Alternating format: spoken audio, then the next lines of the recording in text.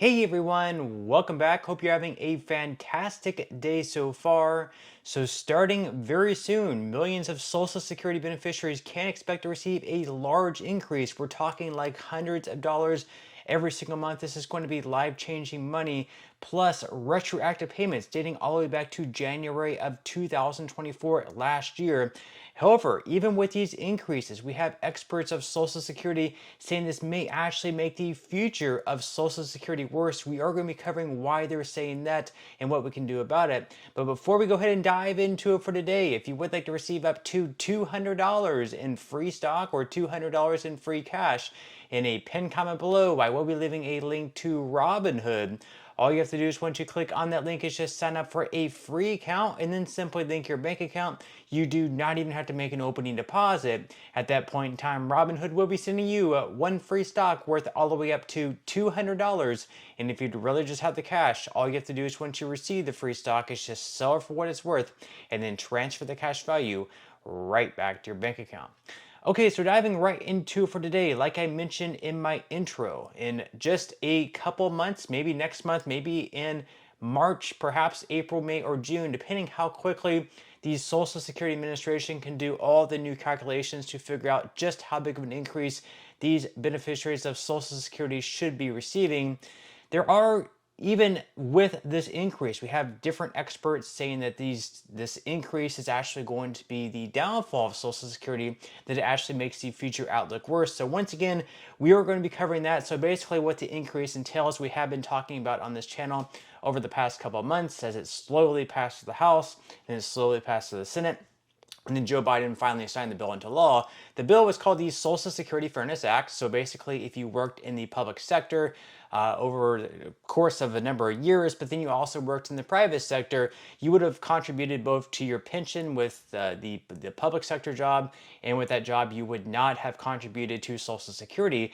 However, if you also worked in the private sector for a number of years and you accumulated enough credits, which would be 40 credits, worked at least 10 years or so in the private sector, and in that job, you did contribute to Social Security and therefore were eligible for it.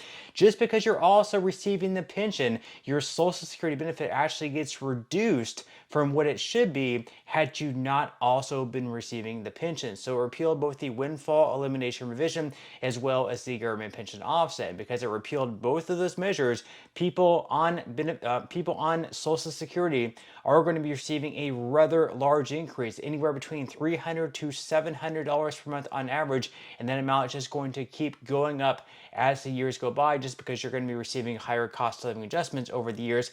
That's certainly going to be helpful. However, like I said, with this increase, we have many experts of Social Security saying this is actually a bad idea, and this bill actually wasn't good, and it's going to be the downfall of Social Security. We are going to be covering why and what they can do about it. So according to CNBC, when President Joe Biden signed the Social Security Fairness Act on January 5th, it was a victory for those who tirelessly lobbied for years for new changes that will provide more generous benefits to public workers with pensions. Yet, for the policy community, the enacted change, backed by overwhelming bipartisan support in both the House and the Senate, is a huge disappointment. Quote, literally, you cannot find a Social Security expert who thought Social Security Fairness Act was a good idea, which is what Andrew Biggs, senior fellow at the American Enterprise Institute, said. The new law eliminates two provisions that adjusted Social Security benefits for individuals who also receive pension income from work performed in the public sector where payroll taxes to Social Security were not paid. The now defunct Windfall Elimination Provision, or WEP, reduced Social Security benefits for approximately 2 million individuals who also have pension or disability benefits from work where they did not contribute to Social Security. The WEP was enacted in 1983. Now, the Government Pension Offset, or GPO for short, reduced Social Security benefits for nearly 750,000 spouses, widows, and widowers who received their own pension from work in the public sector. The GPO was created back in 1977. As the new law was phased in, Social Security beneficiaries may see monthly benefit increases ranging from an average of $360 to $1,190 per month, According to the Congressional Budget Office, affected beneficiaries will also get lump sum payments for the extra benefits they would have received throughout 2024. Notably, that change will cost almost $200 billion over 10 years, according to the CBO, at a time when the Social Security's trust funds are already running low. The program's combined trust funds are expected to last until 2035, at which 83% of benefits will be payable. Social Security's trustees projected last year. Now, eliminating the WEP and GPO will move that depletion date 6 months closer. Experts both for and against the Social Security Fairness Act agree that Congress needs to address the program's funding shortfall sooner rather than later. So like they mentioned there, if nothing is done about Social Security and bringing more money into the trust fund or making sure that less money leaves the trust fund, we're not going to have enough people paying into the system or few enough people actually receiving benefits where everyone receiving benefits or eligible to receive benefits to receive 100% of their expected benefits. So what they're going to have to do is across the board cut benefits by right around 21%. 19 to 26%, could be as low as 19%, or possibly as high as 26%. Now, according to the Cato Institute, there are a few different options for reform. These are very simple ones. So they say that there are a few options for dealing with the problem. This is not an opinion shared only by supporters of individual accounts. As former President Bill Clinton pointed out, the only ways to keep Social Security solvent are to 1. Raise taxes, 2. Cut benefits, or finally, 3, get a higher rate of return through private capital investment. So they say that certainly throughout its history, Social Security taxes have been raised frequently to keep the system financially viable. The initial Social Security tax was 2%, which was split between the employer and employee at 1% each, capped at $3,000 of earnings. That made for a maximum tax of $60. Since then, as Figure 3 shows, the payroll tax rate and the ceiling at which the wages are subject to the tax have been raised a combined total of 67 times. Today, the tax is 12.4%, capped at $147,000 for a maximum tax of $18,228. Even adjusting for inflation, that represents more than a 1,456% increase, and of course that's actually closer to $180,000 today for the cap. Now, alternatively, Congress can reduce Social Security benefits. Restoring the program to solvency would require an immediate 21% cut to benefits. Suggested changes include raising the retirement age further, trimming cost of living adjustments, means testing, or changing the wage price indexing formula. So the second idea I think Americans are really going to be against.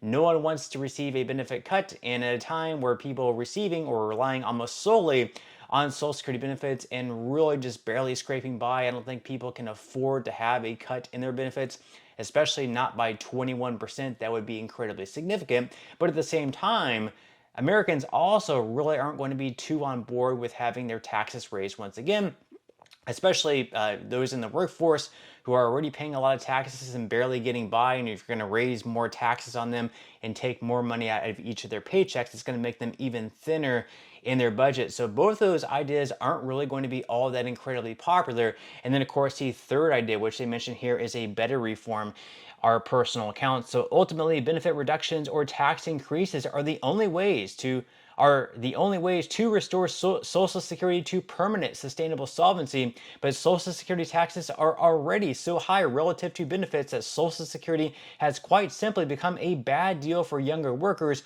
providing a low, below market rate of return. It makes sense, therefore, to combine any reduction in government provided benefits with an option for younger workers to save and invest a portion of their Social Security taxes through individual accounts. So that's the case they make there, is that instead of maybe all your money that you get taxed on if you're still working to go into the Social Security Trust Fund, to actually have a portion of it go into your own personalized private account that you can have invested into like the stock market or different things like that, where on average they have average returns of like 8%, even including inflation. So Again, that could be something that could be difficult to do also, unless it's automated, because it's going to be very difficult to force Americans to save and invest if they're not forced to do it or have money automatically set aside. Very few Americans are going to do so. So it's hard saying what they're going to do. Obviously, if you compare the stock market over the last 100 years compared to the returns of like treasuries and bonds, which is what the Social Security Trust Fund invested in, the stock market has performed much better. Although that's not to say that the stock market won't, will do better or won't do better over the next 100 years. But I would certainly say that's a better investment. But again, this is something that would have to be automated, because it might be difficult to force Americans or expect that Americans will take that extra money and invest it without the government actually doing it for them. But leave your thoughts and comments below. What do you think they should do about Social Security reform to make sure that the trust fund does stay solvent for years to come? Leave your thoughts and comments below, but that's all we have for today's video, and I will see you in the next one.